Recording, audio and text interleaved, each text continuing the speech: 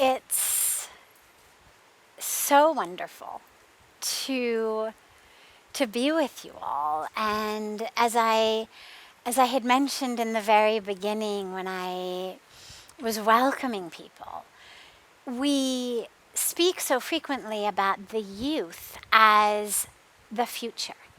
And yet, on a spiritual perspective, one of the things that we speak about so frequently is that the present is the future, meaning today, right here, right now, what I'm thinking, speaking, doing is creating tomorrow.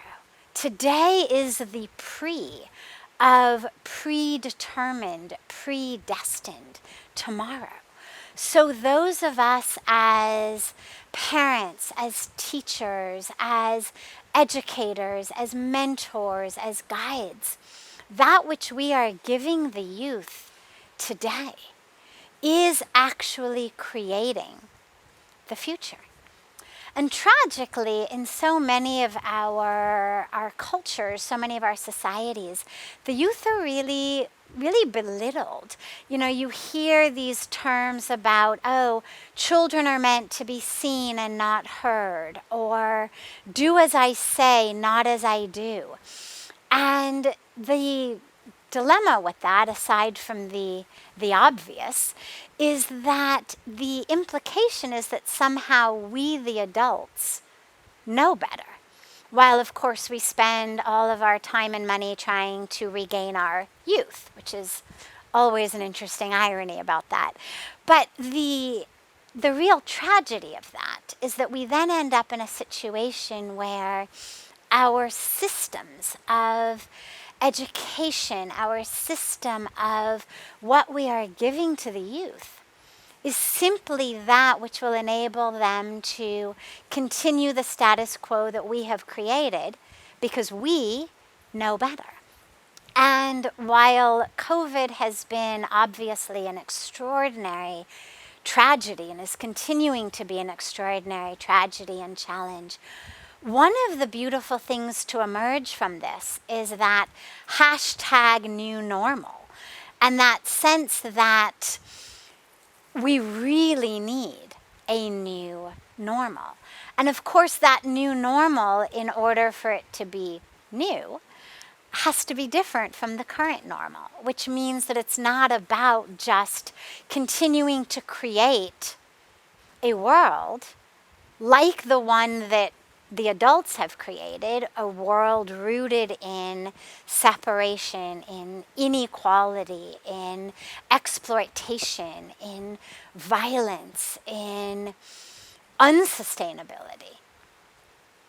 The new normal that we need, and where we really need to turn to our youth and enable them, encourage them, inspire them, uplift them, is to bring about this new normal of oneness, of equality, of sustainability, of the world that we really need to live in, all of us. So if we're going to have a new normal, it means we need new vision, new leaders. Obviously, same vision, same model, same leaders is going to bring us exactly to where we are now. We need new leaders, new vision, new models. And this is what our youth are so eager and so enthusiastic and so ready to do. I've never heard a youth say, you know, I'm thinking I'm just going to sit this one out. Or could you help me figure out how to be in peace while the world falls apart around me? The youth are those who can't not act. As our beautiful Lucy Priya said in the beginning, I can't sleep. I can't eat with what is going on. And of course, we need, as the mentors, as the guides, to help our youth find a peace, find a grounding, find an anchoring in which they can sleep, eat, and out of that well-rested, well-nourished body, bring about the change that we need. The education systems that we need to bring in today are a new system. The curriculum, as we think about what to teach, so much of our vision in education is just about what to teach them, what to train them in. But the truth really is, our world is changing so fast. Technology is changing so fast that there isn't a curriculum we can give today that actually will still be relevant when they're adults running the world.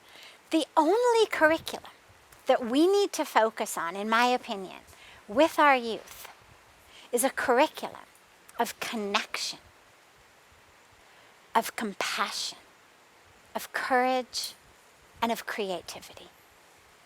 They need to feel connected. That it's not that the world is on their shoulders. It's not them against the world. It's not a matter of, if I'm not number one in my class, I've got to beat out the person who is.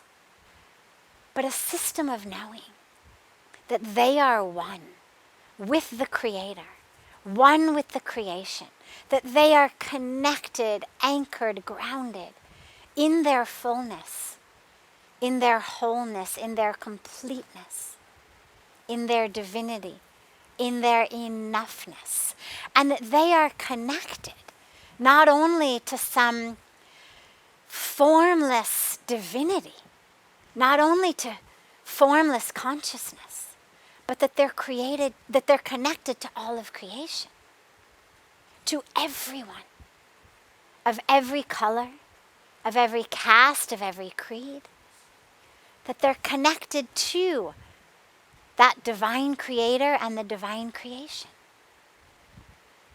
Every tree, every river, everyone on this planet. And out of that connection to the wisdom, the intelligence of creation, of the Creator, stems courage, open-hearted courage, courage to stand up, to really act, to allow the intelligence of the universe to flow through them with compassion. Our youth are the ones whose eyes tear. As our Lucy Priya was telling us, the youth are the ones who want to bring home the homeless people, who show up at home on their way home from school with, the 5 homeless people on the street and say, Mom, I brought home some friends. That compassion is something that we need to keep strong. Not the indifference, not the numbness, not the distraction that so many of us consider sort of a rite of passage into adulthood. As we look for our fountain of youth, as we try to, prevent gray hair and wrinkles and aging and all of just the superficial level, rather than that, or alongside that, no problem. There's no problem with preferences of aesthetics, but along with that, let us really look to undo the indifference, to unfreeze the numbness, the apathy, the distraction, to bring back that childlike sense of compassion and connection and love. It would do us all some good, a little bit of good, to not be able to sleep or eat because of the homeless people, because of the hungry people, because of the refugees. A little bit of good it would do all of us. And then, with the connection, with the courage, with the compassion, creativity. That's the exciting piece of the new solutions that our youth are going to bring in. But we need, as the adults, to empower them to be creative, not to expect them to just be cookie cutter stamps of the old, and to foster that creativity in them. And we need to ensure that their education is one in which they are given technology, entrepreneurship, innovation that not only brings the world to their fingertips, but that helps them remember that there is a world beyond their fingertips, and that gives them the tools to help treat and heal and touch that world. There's so much to share with you. I wanted to end, though, with a poem by Khalil Gibran, who's one of my favorite authors. And I want to end with this poem because, as I began, those of us as the adults are a little bit stuck with the old ways.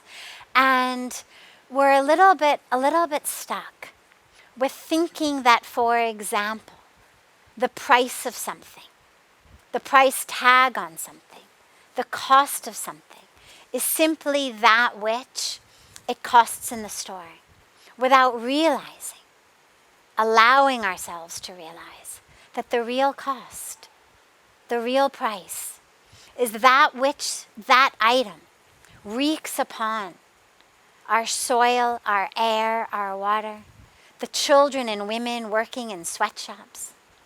And it's so important for us to bring back that true awareness and not to be so stuck with our visions of the old normal, but to allow the youth to lead us into the new normal. And that takes from our side courage, as Mickey was speaking about disruption. Disruption isn't always a negative thing. In fact, it's almost never a negative thing. What we need is that courage to allow our system to be disrupted. Those doing the disruption, the youth, need the courage. But those of us as the educators, the mentors, the leaders, the guides, we need courage, and we need connection, and we need compassion to allow ourselves to be disrupted, and to allow that energy of the youth to move in and to guide us and our planet into a sustainable, equal, love-filled, oneness-filled, togetherness-filled planet. So I'm going to end with this beautiful poem by Khalil Gibran, which is a poem titled On Children. And it says, "Your children are not your children. They are the sons and daughters of life's longing for itself. They come through you, but not from you. And though they are with you, yet they belong not to you. You may give them your love, but not your thoughts, for they have their own thoughts. You may house their bodies, but not their souls, for their souls dwell in the house of tomorrow, which you cannot visit, not even in your dreams. You may strive to be like them, but seek not to make them like you. For life goes not backward, nor tarries with yesterday. You are the bows from which your children, as living arrows, are sent forth. The archer sees the mark upon the path of the infinite, and he bends you with his might, that his arrows may go swift and far. Let your bending in the archer's hand be for gladness, for as he loves the arrow that flies, so he loves also the bow that is stable. And we, those doing the leading, the guiding, the teaching, the mentoring, we are the bows. And so today on this beautiful International Youth Day, let us remember how to be those bows with strength, with support, with assistance, with guidance, with direction, but ultimately without our attachment to how these arrows fly, and with faith in the universe, in the intelligence of the universe, that these youth really are youth for global action, the theme of our Youth Day. At any of the United Nations events, any of the Parliament of Religions, the World Economic Forum, any of these platforms, the youth sessions, the youth panels are always by far the most energetic, the most vibrant, the most visionary. We don't need to worry about them. We just need to give them that strength, that support, that love, that inspiration, and let them lead us. Thank you so much to our beautiful partners of UNFPA. It's, as Shreya was saying, it's been such a great joy to work with them in this partnership. It's been such a great joy to work with the United Nations, with UNICEF on so many programs for so long. And thank you so much to all of our amazing speakers and leaders and champions today who have brought such vision from so many different spheres, from spheres of government, spheres of entrepreneurship, spheres of business. And it's such a beautiful joy to have with us my brother of the spirit, Kailash Kher, who, well, he'll tell you his story, who's a great inspiration, not just for the youth, but for so many. And to have him here with us sharing his story as a youth who came to these sacred banks of Mother Ganga, who came to Parmarth Niketan, who's experienced so much of what so many youth are struggling with today. Anxiety, depression, fear, confusion, and how he was so touched, so inspired, how he found that beautiful direction. As Mahatma Gandhi ji said so beautifully, what is the point of that fast speed that has no direction? And today so many have speed but not direction.